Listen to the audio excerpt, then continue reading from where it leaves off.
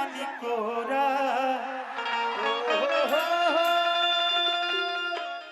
हर किया वही तो छोट बाटी कोढ़ा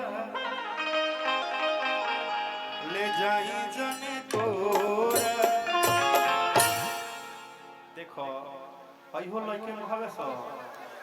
तहार सोना के शरीर है लइकवन के चांदी के हो माटी के हो लइका के ऐसा मत करिए सुनिए भाई है उसको ले दीजिए यहां खड़े होकर ले लीजिए यही है आराम से। देखो जितना है जब भाई भाई हमारे बैठल बड़े सब खड़ा बड़े सो मैं भैया के दिलवा एके लेखा है और सब दिलवा कैसे खातिर धड़कता एक बार तो जोर से हुकारी करते भाई हमार जी ये बात है कि अब ही तो छोट बाटी कोढ़ा ले जाई जानी कोरा अरे की बेरी बेरी छुआ तानी हाई का कि बेरी बेरी कि बेरी बेरी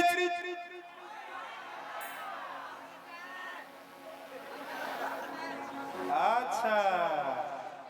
हम कहीं कि तबे से शाहरुख खान के मौसा काहे लौगत है ओ भाई हम जानी के जैसे शाहरुख खान के मौसू आइल बड़े जी जी बुझा गए भाई हां अच्छा सरवन तिवारी कलुआ कला पंचायत से वहां के भी आशीर्वाद मिलल बा बहुत बहुत आभार बा दिल से कि बेरी बेरी छुआ तानी हाई का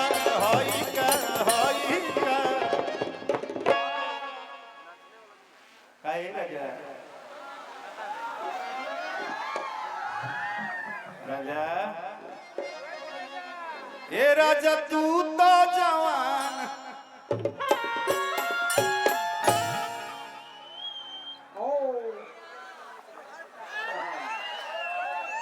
साफ मरद हिला तब बुझाता कि आधा कमर पर से टूट जाई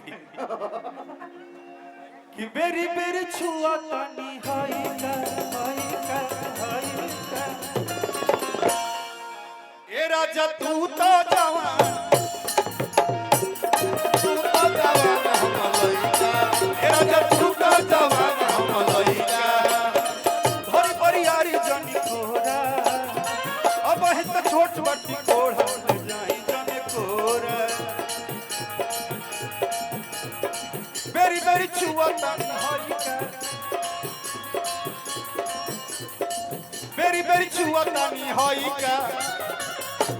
भाई भाई भाई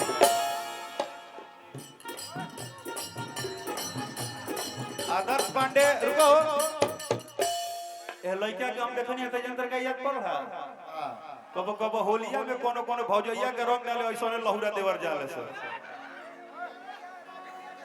अरे ई राजू भैया के सार हवे आई हितावा अरे वाह दिल खुश हो गई मंच पर के भेटाई त साला घरे गई तो कहला से अपना दीदिया से किए दीदिया राकेशो जीजा जीजे लेखा बुझाला अरे भागो मत लव यू मेरे बाबू तुमको बहुत बहुत तरक्की करो अपने जीवन में कि बेरी बेरी छुआ तानी हाई का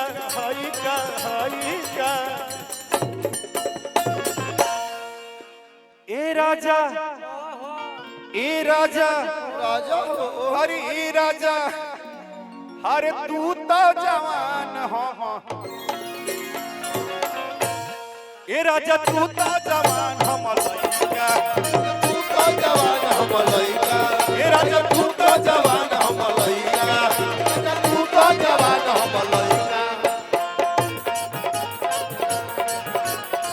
ले दुखात बाटे बोले दुखात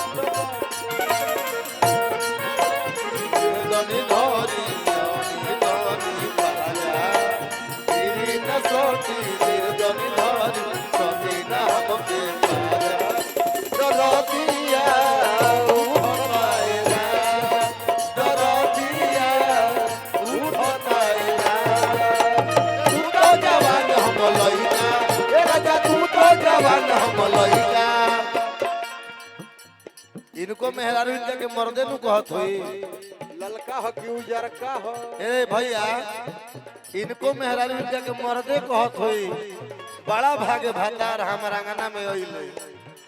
आंगना में आके अपना डांस चल करके गइले का करबो टाइगर बिस्कुट खइबो का डांस करे में फीता खुली गइले आ फीता बांधत राजा के पसीना छूट गइले इनकर मेहरारू जन कहत होई तू लिखे जन क्या कहत होई काहे भैया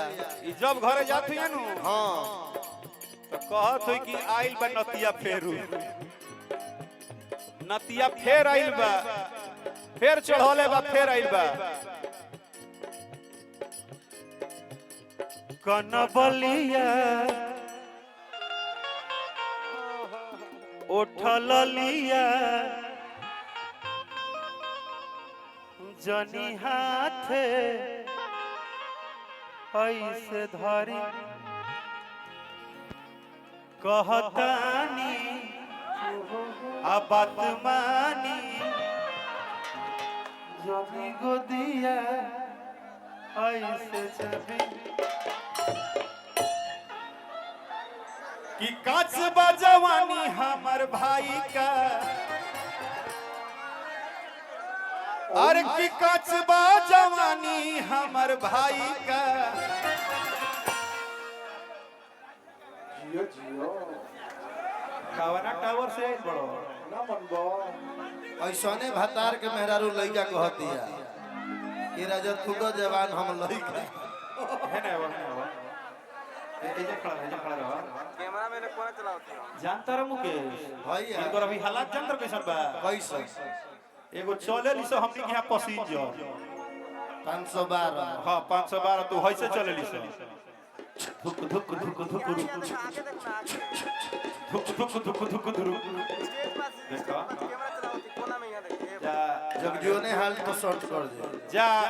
ए मुकेश जा जाना घरे तू माड़ो में गइल हो कमानो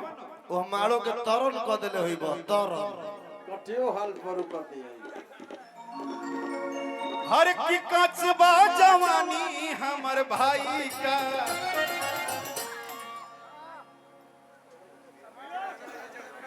अरे त मंगलम रिसोर्ट में मेहरारू कहियो आई का ए राकेश भैया हमरो दोबारा बियाह यही मंगलम ग्रेड में हो जाई का नहीं शादी सिर्फ होगा जितने यहाँ लड़के नौजवान बैठे हैं इन बच्चों का शादी होगा तो यहाँ पे होगा और हम इतना कह दे रहे हैं कि आप लोग का शादी का बुकिंग होगा तो सुन लीजिए मालिक साहब जो भी मालिक है हाँ मेरे भाई जो हैं आप लोग ध्यान रखिएगा भाइयों का अगर शादी यहाँ होगा तो थोड़ा परसेंटेज कम रखिएगा भैया परसेंटेज कम रखिएगा अगर राकेश मिश्रा या कलाकार के नाम से जो भी मंगलम ग्रैंड में बुकिंग कराने आएंगे मैं अनाउंस करता हूँ बिना पूछे हुए 12% छूट मिलेगा आपको 12% का छूट कलाकारों के नाम से रहेगा मंगलम ग्रैंड में बुकिंग कराइए जीएसटी के फायदा उठाओ लो हाँ हाँ काटला जवानी में जीएसटी एक नंबर अच्छा हाँ एक बात का हमारे तरफ से ये गढ़वा में अनाउंसमेंट है इसलिए अनाउंसमेंट है कि मैं फिर बोल रहा हूं कि मैं अपने जीवन में अच्छा तिवारी साउंड विकास भैया की तरफ से पुरस्कार बा हमारे तरफ से ये अनाउंसमेंट है कि जीवन में हम अगर किसी धरती को एक माँ बेटा का मेरा रिलेशन है तो वो है मेरे लिए गढ़वा गढ़वा मुझे बहुत प्यार देता है मैं जानता हूँ गढ़वा बहुत प्यार देता है बहुत प्यार देता है तो रिसोर्ट के मालिक जी सुनिए ए भाई इधर सुनिए ना बात इस रिसोर्ट में साल में एक गरीब लड़की का शादी का खर्चा राकेश